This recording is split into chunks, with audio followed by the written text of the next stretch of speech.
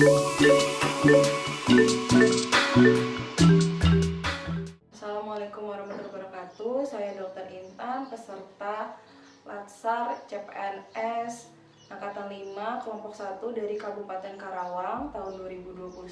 Di sini saya akan membahas tentang jiwa nasionalis dari seorang Profesor Dr. Asnan Lelo, PhD, spesialis farmakologi kinetik. Mengapa saya membahas tentang Profesor Dr.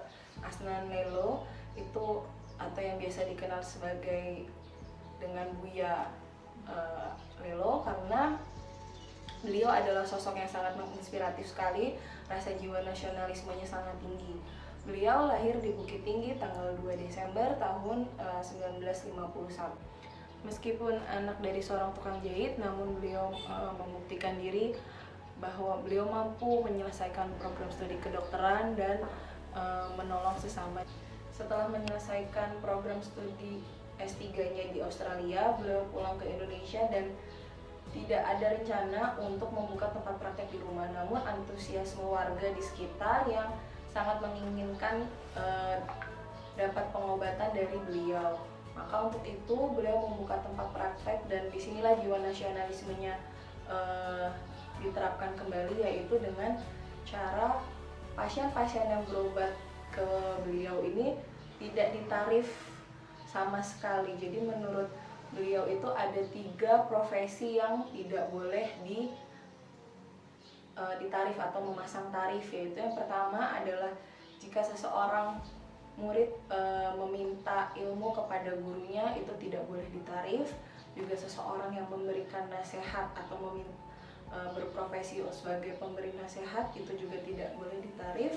Dan yang ketiga adalah profesi dokter.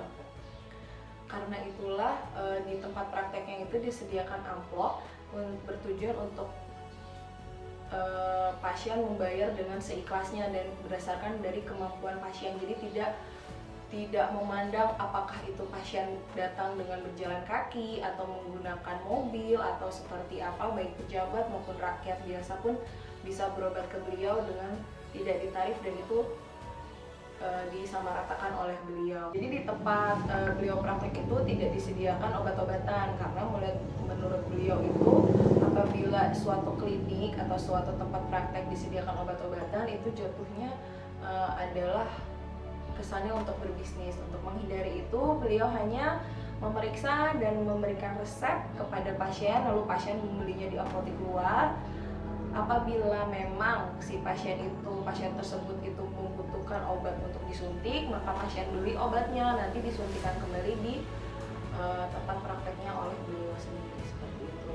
Selain itu, beliau juga mendapatkan beberapa tanda penghargaan, yaitu dosen teladan di USU pada tahun 1987, lalu sebagai peneliti terbaik di USU pada tahun 1995.